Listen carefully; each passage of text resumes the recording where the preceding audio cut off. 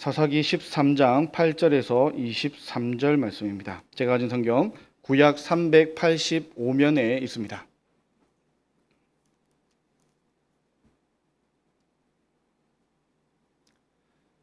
다 찾으셨으면 우리 한 절씩 교독하도록 하겠습니다.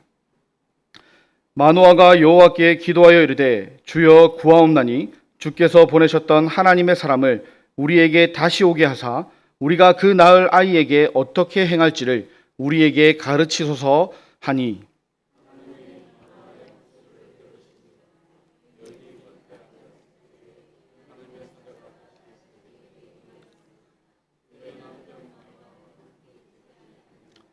여인이 급히 달려가서 그의 남편에게 알리어 이르되 보소서 전일에 내게 오셨던 그 사람이 내게 나타났나이다 하매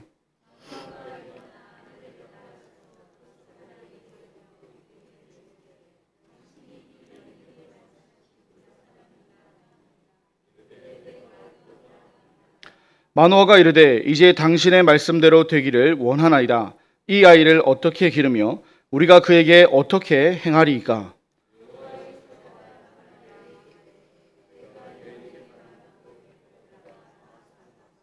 포도나무의 소산을 먹지 말며 포도주와 독주를 마시지 말며 어떤 부정한 것도 먹지 말고 내가 그에게 명령한 것은 다 지킬 것이니라 하니라.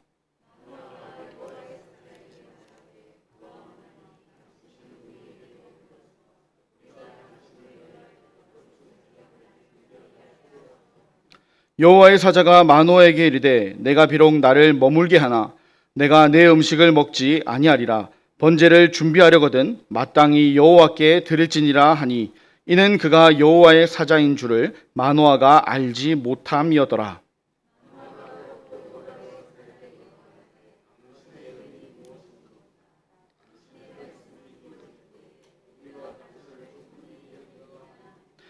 여호와의 사자가 그에게 이르되 어찌하여 내 이름을 묻느냐 내 이름은 기묘자라 하니라.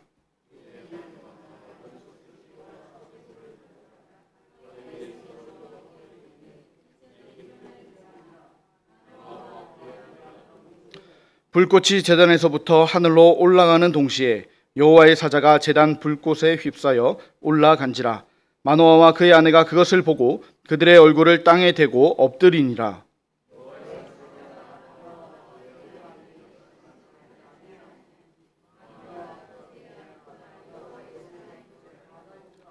그의 아내에게 이르되 우리가 하나님을 보았으니 반드시 죽으리로다 하니 그의 아내가 그에게 이르되 여호와께서 우리를 죽이려 하셨더라면 우리 손에서 번제와 소제를 받지 아니하셨을 것이요 이 모든 일을 보이지 아니하셨을 것이며 이제 이런 말씀도 우리에게 이르지 아니하셨으리라 하였더라. 아멘. 사사기에 반복되는 주기대로 이스라엘은 다시 하나님 앞에서 범죄를 저지릅니다. 하나님은 이번에는 40년 동안이나 블레셋 사람들에게 이스라엘을 넘겨주셨었습니다. 지금까지 이스라엘이 압제를 받은 기간 중에 가장 긴 기간입니다. 그만큼 이스라엘의 타락과 악이 심해졌음을 우리는 예상할 수 있습니다. 또한 이번 주기에서 특이한 점은 이스라엘이 하나님을 찾지 않았다는 겁니다. 하나님께 부르짖는 장면이 없습니다. 하나님의 진노하심 이후에 등장했었던 이스라엘의 부르짖음, 하나님께 간구하는 장면이 없다는 겁니다.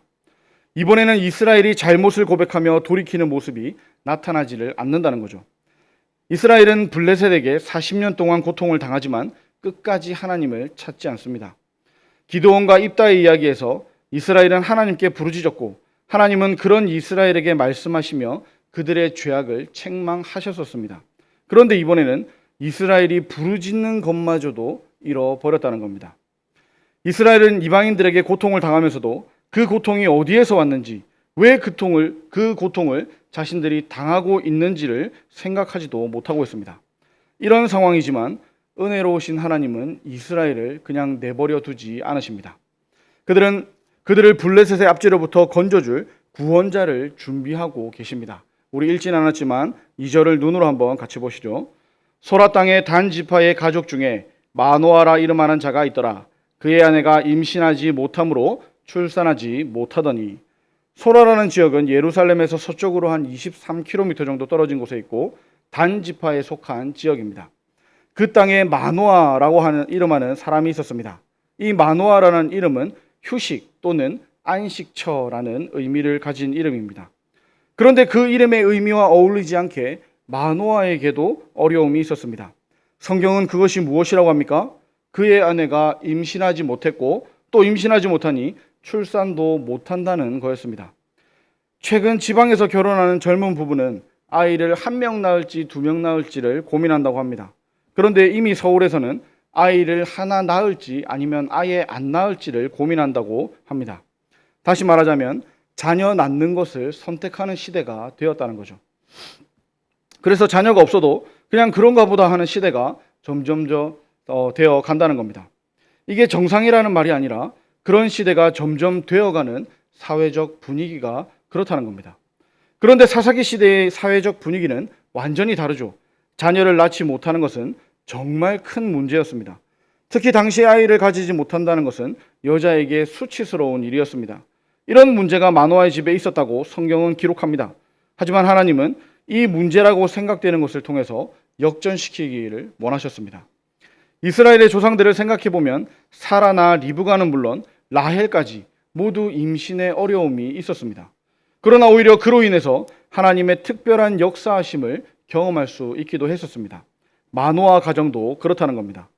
임신하지 못했다는 것도 하나님의 계획이었고 때가 되었을 때 이 가정에 하나님의 아이를 허락하시는 것도 하나님의 계획이었다는 겁니다.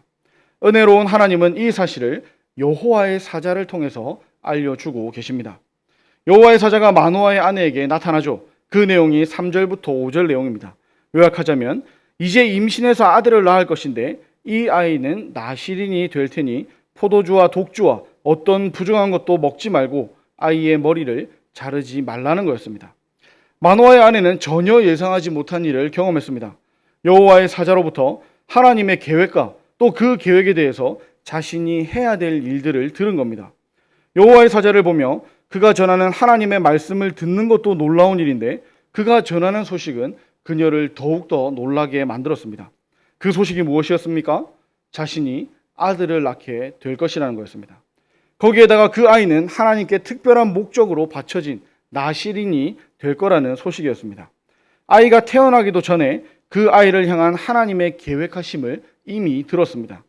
나실인은 하나님께 헌신된 사람, 하나님께 바쳐진 구별된 사람을 뜻하는 단어죠.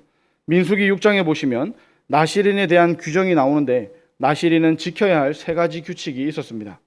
첫째, 술과 그 외에 취하게 하는 것들을 피해야 됐습니다.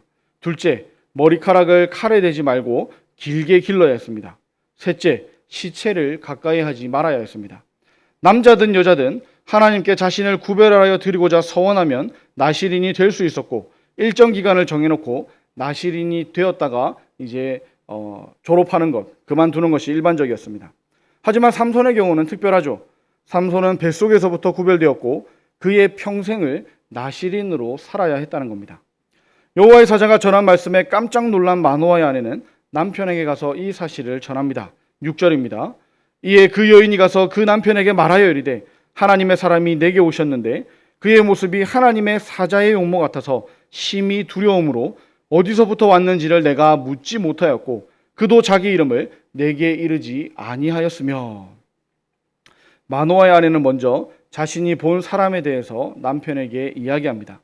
우리는 글로 된 성경을 읽으니 그 느낌을 다 알 수가 없지만 아마도 흥분하여 급하게 이야기했을 겁니다. 정리해보면 자신이 하나님의 사람을 만나긴 만났는데 그 모습이 하나님의 사자와 같았고 그 사람을 마주하기가 너무 두려워서 그가 누구인지 감히 물어보지를 못했다고 말하는 겁니다. 마노아의 아내가 말하는 하나님의 사람과 하나님의 사자를 구분하는 것이 좀 필요합니다. 쉽게 생각하면 하나님의 사람은 선지자를 말하는 것이고 하나님의 사자는 천사를 의미하는 겁니다. 그러니까 아내의 말은 하나님의 선지자가 내게 왔는데 마치 그 모습이 천사와 같아서 감히 누구시냐고 어디서 왔느냐고 묻지를 못했다는 겁니다. 이어서 마노아의 아내는 천사가 전한 말씀을 남편에게 알려줍니다. 그가 무슨 말을 전했는지 7절도 한번 보겠습니다. 그가 내게 이르기를 보라 내가 임신하여 아들을 낳으리니 이제 포도주와 독주를 마시지 말며 어떤 부정한 것도 먹지 말라. 이 아이는 태에서부터 그가 죽는 날까지 하나님께 바쳐진 나실인이 됨이라 하더이다 하니라. 흥분하여 급하게 내용을 전했기 때문에 이 그녀가 뺀 것도 있고 그녀가 변경한 것도 있습니다. 그래서 그 내용을 통해 그녀가 더 관심을 가졌던 것도 우리는 예상할 수 있습니다. 하나님의 사자가 전한 내용 중에서 이스라엘의 구원에 대한 언급이 빠져 있는 것은 그녀의 관심이 이스라엘의 구원보다 아들을 낳게 될 것에 맞추어져 있기 때문이었습니다. 하나님이 이 아이를 통해서 이스라엘의 구원을 시작하신다는 말씀은 아이를 가질 수 있다는 소식을 들은 그녀에게는 그다지 중요한 내용이 아니었을지 모르겠습니다. 그리고 하나님의 사자는 태에서부터 나옴으로 나실인이 된다고 이야기했는데 마노아의 아내는 태에서부터 죽는 날까지 나실인이 된다고 바꿔서 전달합니다. 왜 내용이 달라졌는가 연구해 보니 한글 번역에 오류가 있었습니다. 다시 말해서 한글로 보면 다르지만 원어로 보면 하나님의 사자나 마노아의 아내 둘 다 태에서부터, 즉 임신하는 그 순간부터라고 잘 전달하고 있습니다. 그러나 변경된 것, 추가된 것이 또 있죠. 그것은 죽는 날까지라는 말입니다. 그러니 종합해서 바르게 다시 번역해 보면 임신이 되는 그 순간부터 죽는 날까지라고 번역할 수 있습니다. 생명의 시작인 임신이 되는 순간부터 그 생명의 마지막 순간, 죽는 순간까지 하나님께서 삼손의 생애를 전적으로 주관하실 것이며 그의 전 생애를 통하여 하나님이 계획하신 구속사의 한 부분을 달성하게 될 것이라는 말씀이었습니다. 그리고 마노아 부부는 앞으로 낳게 될 아들을, 이 삼손을 하나님께서 구별하신 나실인으로 철저히 교육하고 부양해야 될 책임을 떠맡게 되었습니다. 그럼 아내를 통해 이 놀라운 소식을 들은 마노아는 어떻게 했을까요? 오늘 본문의 시작인 8절입니다. 마노아가 여호와께 기도하여 이르되 주여 구하옵나니 주께서 보내셨던 하나님의 사람을 우리에게 다시 오게 하사 우리가 그 낳을 아이에게 어떻게 행할지를 우리에게 가르치소서 하니. 마노아는 그 아이가 어떻게 해야 할지 또 어떻게 키워야 할지를 알고자 기도하고 있습니다. 하나님은 다시 그 사람을 보내주셔서 자신들을 가르쳐 주시기를 간구합니다. 하나님은 마노아의 기도를 들으시고 다시 하나님의 사자를 그들에게 보내주십니다. 그런데 재미있는 것은 하나님의 사자는 이번에도 아내 혼자 있는 곳에 나타납니다. 아내는 급히 달려가 남편에게 이 사실을 말했고 마노아는 아내를 따라가서 드디어 하나님의 사자를 직접 대면하게 되었습니다. 그리고 마노아는 하나님의 사자에게 묻습니다. 12절 끝부분입니다. 이 아이를 어떻게 기르며 우리가 그에게 어떻게 행하리이까? 아마 예상하기로는 마노아 부부가 아니더라도 믿음으로 살아가는 모든 부모의 공통된 질문일 겁니다.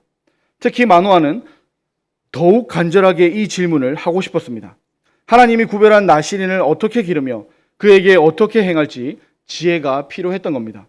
그러나 하나님의 사자는 이 질문에 대해서 어떻게 대답합니까?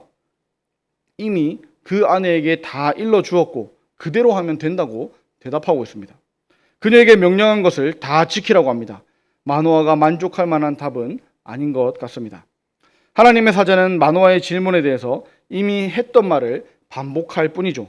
14절입니다. 포도나무의 소산을 먹지 말며 포도주와 독주를 마시지 말며 어떤 부정한 것도 먹지 말고 내가 그에게 명령한 것은 다 지킬 것이니라 하니라. 더 새로울 것도 없는 말만 반복하여 알려주고 있습니다. 그래도 마노아는 하나님의 사자에게 음식을 대접하기를 원했습니다. 마노아는 하나님의 사자를 하나님의 사자로 알지 못하고 선지자 중에 하나로 생각했던 겁니다. 이에 하나님의 사자는 번제를 준비하려거든 마땅히 하나님께 드리라고 말씀합니다. 오늘 본문 16절 끝에는 이는 그가 여호와의 사자인 줄을 마노아가 알지 못함이었더라라고 기록합니다. 마노아는 자신의 앞에 있는 하나님의 사자를 선지자 정도로 생각했기 때문에 음식을 대접하려고 했던 겁니다. 앞에서 그의 아내가 하나님의 사람이 아니라 하나님의 사자와 같다고 한 것과 굉장히 비교되는 부분이죠. 마노아의 아내는 아무리 봐도 그의 모습이 하나님의 사자, 즉 천사 같아서 묻기가 심히 두려웠다고 했습니다. 그래서 어디서부터 왔는지 이름이 무엇인지도 묻지를 못했다 했습니다. 그러나 마노아는 무식하면 용감하다라는 말처럼 무식을 앞세워 용감하게 그의 이름을 물어보고 있습니다. 17절입니다. 마노아가 또 여호와의 사자에게 말하되 당신의 이름이 무엇이니까 당신의 말씀이 이루어질 때에 우리가 당신을 존귀히 여기리이다 하니. 다시 말하자면 당신의 말씀이 이루어질 때, 즉 내가 아들을 낳게 되면 그때 당신을 존귀하게 여길 테니 이름을 알려달라는 겁니다. 더 쉽게 말하자면 좋은 의도로 물어본 게 아니라는 거죠. 지금이 아니라 일이 잘 되면 그때 가서 그렇게 하겠다는 겁니다. 이것을 간파한 하나님의 사자는 마노아에게 어찌하여 내 이름을 묻느냐 하고 나무랍니다. 그러면서도 우리나라 말 성경으로 보시면 기묘자라고 이름을 알려주는 것처럼 기록되어 있습니다. 그래서 대부분 이 부분을 읽으면서 나는 성은 기시요 이름은 묘자로 기묘한이라는 이름을 가진 사람이다 라고 이해하실 겁니다. 그러나 이 부분은 내 이름은 기묘자다라고 말한 것이 아닙니다. 오히려 내 이름은 네가 이해할 수 없는 이름이니 너에게 알려주지 않겠다라고 말한 것으로 봐야 합니다. 이 어색한 대화를 마치고 마노아는 앞에서 하나님께 번제를 드리라는 이 말에 순종하려고 합니다. 이때 하나님의 사자는 제단 불꽃에 휩싸여 하늘로 올라갑니다. 19절과 20절 말씀도 보시겠습니다. 이에 마노아가 염소 새끼와 소재물을 가져다가 바위 위에서 여호와께 드리매 이적이 일어난지라. 마노아와 그의 아내가 본즉 불꽃이 제단에서부터 하늘로 올라가는 동시에 여호와의 사자가 제단 불꽃에 휩싸여 올라간지라. 마노아와 그의 아내가 그것을 보고 그들의 얼굴을 땅에 대고 엎드리니라. 마노아는 정말 깜짝 놀랍니다. 21절 끝을 보시면 그제야 그가 여호와의 사자인 줄 알았더라 하고 말씀합니다. 그리고는 뭐라고 합니까? 우리가 하나님을 보았으니 반드시 죽으리로다 라며 절망합니다. 맞습니다. 하나님을 보고 살 수 있는 사람은 한 명도 없습니다. 하지만 하나님은 그들을 죽이시려고 이들 앞에 나타나신 것이 아니었죠. 이 점에서도 마노아보다는 그의 아내의 분별력이 더 낫다는 것을 알 수 있습니다. 23절도 보시겠습니다. 그의 아내가 그에게 이르되 여호와께서 우리를 죽이려 하셨더라면 우리 손에서 번제와 소제를 받지 아니하셨을 것이요 이 모든 일을 보이지 아니하셨을 것이며 이제 이런 말씀도 우리에게 이르지 아니하셨으리이다 하였더라. 삼손이 출생하기 전에 있었던 사건은 이렇게 마무리됩니다. 그리고 하나님이 말씀하신 대로 마노아의 아내는 아들을 낳았고 그 이름을 삼손이라고 지었습니다. 이렇게 삼손의 출생을 기록한 13장을 읽으면 왠지 모를 불안함이 있지 않습니까? 하나님은 하나님의 사자를 통해서 특별한 출생을 예고하셨습니다. 이스라엘의 어려운 상황에서 그들을 구원할 구원자가 태어난다는 소식을 이들에게 알려주셨다는 겁니다. 하지만 사사기가 진행되면 진행될수록 더 타락해가는 분위기의 흐름도 그렇고 삼손의 부모에서도 뭔가 부족함이 느껴집니다. 이런 불안함은 삼손이 태어나고 또 성장한 후의 이야기에서 현실로 다가오죠. 삼손은 하나님의 목적과는 달리 이스라엘을 구원하는 일과는 관계없이 자기 마음대로 살아갑니다. 하나님께서 특별한 나실인의 출생을 알려주셨습니다. 고통당하고 있는 이스라엘에게 희망의 이야기가 시작되었다는 겁니다. 그의 부모인 마노아와 그의 아내는 아이를 낳을 수 없었지만 이 특별한 은혜로 아이를, 특히 아들을 낳게 되었다는 겁니다. 이 일이 마노아 부부에게 얼마나 큰 축복이었을까요? 하나님이 이스라엘 여러 지파 중에서 단 지파를 선택하셨고 단 지파에서도 많은 사람 중에서 마노아를 택하신 것은 그에게 큰 영광이 되는 일이었을 겁니다. 그동안의 수치와 불명예를 다 씻어버릴 수 있는 일이었을 겁니다. 거기에 이스라엘을 구원할 사사였지 않습니까? 그런데 이 모든 은혜와 복을 받았으니 그저 감사하기만 하고 내가 할 일을 하지 않으면 어떻게 될까요? 하나님이 주신 목적과 하나님의 계획을 생각하지 못한다면 어떻게 될까요? 하나님이 왜 나에게 이것을 주셨는지, 내가 이것을 가지고 무엇을 해야 할지 모른다면 어떻게 되겠느냐는 겁니다.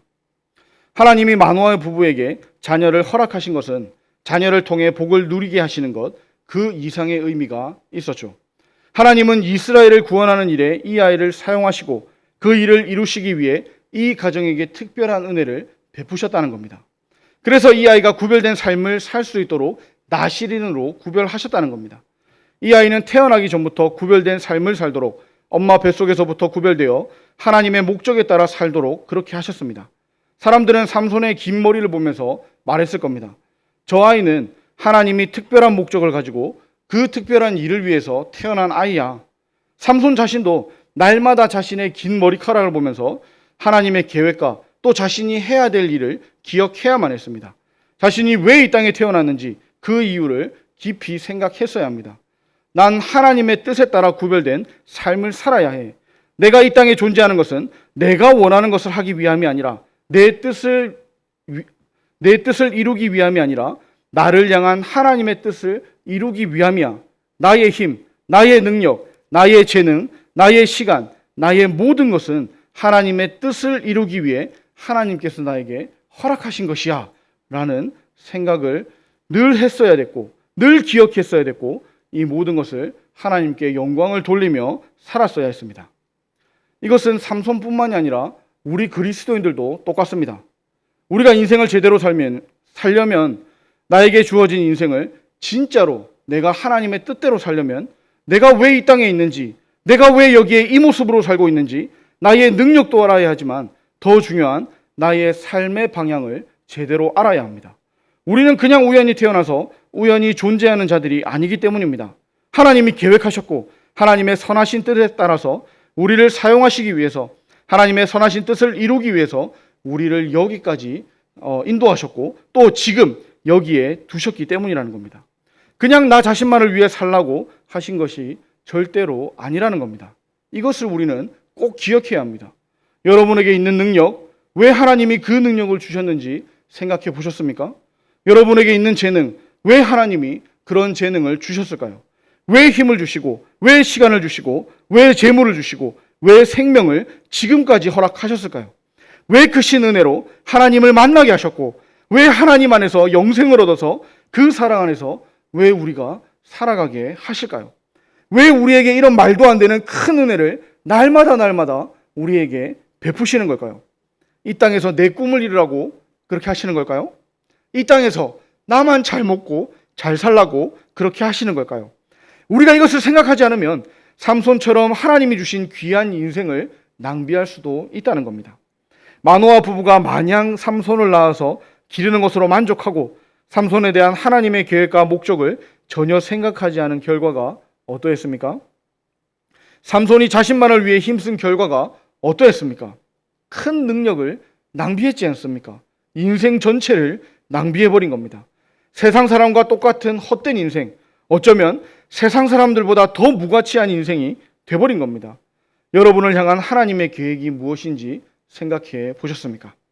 그냥 당연하게 있는 것은 하나도 없습니다. 그냥 이유 없이 나에게 주어진 것은 정말 단 하나도 없습니다. 나에게 있는 것을 내가 어떻게 하나님의 영광을 위해 사용할 수 있을지, 내가 어떻게 하는 것이 하나님의 뜻에 맞는 것인지 진지하게 생각하고 고민할 수 있었으면 좋겠습니다. 그렇지 않으면 우리는 나의 삶을 나를 위해서, 나 혼자만을 위해서 살게 될 뿐이기 때문입니다. 그런 삶에서 돌이키기 위해 우리는 마노아가 했던 질문을 반복할 수 있을 겁니다. 어떻게입니다. 마노아는 나실인을 낳아서 어떻게 기르며 그에게 어떻게 행하리까? 라는 질문을 했습니다. 어떻게 길러야 하나님께 영광이 될까요? 어떻게 행해야 낭비하는 인생이 되지 않을 수 있을까요? 하나님, 제가 어떻게 하기를 원하십니까? 묻고 또 묻는 겁니다. 하나님께 기도하는 것이죠. 이 질문에, 이 기도에 하나님의 사자는 뭐라고 답했었습니까? 그저 했던 말씀을 반복할 뿐이었습니다. 우리가 어떻게라고 질문하며 기도할 때 구체적으로 세세하게 그때 답을 주지 않을 수 있습니다. 삶에서 만나는 수많은 구체적인 상황에서 다 답을 할 수도 없을 겁니다. 만약 그렇게 일일이 다 성경을 기록했다면 이것을 기록할 수도 없었을 것이고 또 보관할 수도 없었을 겁니다. 우리가 가지는 수많은 질문에 하나님은 일일이 다 답을 하지 않으실 수도 있습니다. 하지만 하나님은 다 대답을 하시고 계십니다. 하나님은 그 모든 질문에 답하는 대신에 하나님이 이 모든 질문에 하나님의 답이 된다고 말씀해 주시는 겁니다. 우리가 기대하는 답은 아닐 수 있지만 하나님은 우리의 모든 질문에 답이 되십니다. 그러니 우리가 할 일은 그 하나님을 더 알고 그 하나님께 더 집중하는 겁니다. 하나님을 깨닫고 하나님의 뜻을 알아가는 겁니다. 문제보다 더 크신 하나님을 바라보는 겁니다. 하나님은 우리가 다 이해할 수 없는 분이십니다. 우리가 만나는 모든 일도 다 하나님의 선하신 계획 안에 있다는 사실을 기억해야 됩니다. 하나님을 신뢰하며 이것을 기억할 때 우리는 하나님 안에서 그 답도 찾게 될 겁니다. 그러나 한편으로 이것은 마노아 가정과 그의 아들 삼손만 봐도 그렇게 쉬운 일은 아닐 겁니다. 그래서 이 일을 위하여 하나님은 죄인들에게로 더욱더 가까이 나아오셨습니다. 마노아가 하나님을 그들 가까이 오셨음을 알고 그 앞에 엎드리며 죽게 되었다고 고백했지만 아니었죠. 하나님은 죄인들을 멸하려고 오신 것이 아니었습니다. 하나님은 하나님의 선하심을 나타내시며 은혜를 베푸시기 위해서 죄인들 가까이로 오시는 분이시기 때문입니다. 삼손의 출생 이야기가 이것을 우리에게 그림자처럼 보여줍니다. 우리에게 오신 진짜 구원자, 유일한 구원자를 생각하게 합니다. 하나님을 보는 자는 죽을 수밖에 없지만 하나님은 그런 자들과 함께 하시기 위해서, 그들과 가까이 하시기 위해서, 그들을 구원하시기 위해서 이 땅에 내려오셨다는 겁니다. 그분이 누구십니까? 바로 우리 주 예수 그리스도이십니다. 삼손은 부족한 구원자로 그 일을 온전하게 행할 수 없었지만 완전한 구원자이신 예수님은 완벽하게 이 일을 행하셨습니다. 태어나시기 전에 지으신 그 이름대로 이 땅에 오셔서 우리를 우리의 모든 죄에서 구원하셨습니다. 예수님이 친히 수치를 다 입으셔서 우리의 모든 수치를 깨끗하게 씻어주셨습니다. 그 은혜로 이제 우리는 내가 가야 할 방향을 분명하게 알게 되었습니다. 우리는 그 방향대로 살기를 결정한 사람들, 다른 말로 그리스도인들입니다. 그러니 지금 여러분의 방향이 제대로 맞춰져 있는지 다시 한번 점검해 보시기를 바랍니다. 속도도 중요하지만 더 중요한 것, 가장 중요한 것은 방향입니다. 조금 천천히 가도 괜찮습니다. 방향이 제일 중요합니다. 여러분의 방향을 확인하시고 하나님께서 주신 방향으로 계속해서 끝까지 나아가는 저와 여러분들이 되기를 바랍니다. 오늘 말씀을 정리하겠습니다. 이 타락의 시절 회개하지 않는 이스라엘을 향해서도 하나님은 선하신 계획을 가지고 계셨습니다. 하나님의 선하신 계획대로 이루어졌다면 정말 좋았겠지만 이스라엘은 또 삼손은 또 실패합니다. 하나님의 뜻을 받는 과정도 또 그 뜻이 이루어져 삼손이 사사로 있을 때도 실패했습니다. 그러나 이 실패는 실패로 끝나지 않고 결국 예수님이 이 땅에 오심으로 연결되었습니다. 그리고 우리는 예수님의 승리한 시대에 태어나 하나님의 뜻을 이루며 살아가고 있습니다. 이제는 우리가 싸워서 이길 게 없습니다. 이미 다 싸운 싸움, 다 이긴 싸움을 뒤따를 뿐입니다. 그러니 예수님께로 방향을 맞춰서 늦더라도 바르게 나아가는 저와 여러분들이 되기를 축복합니다.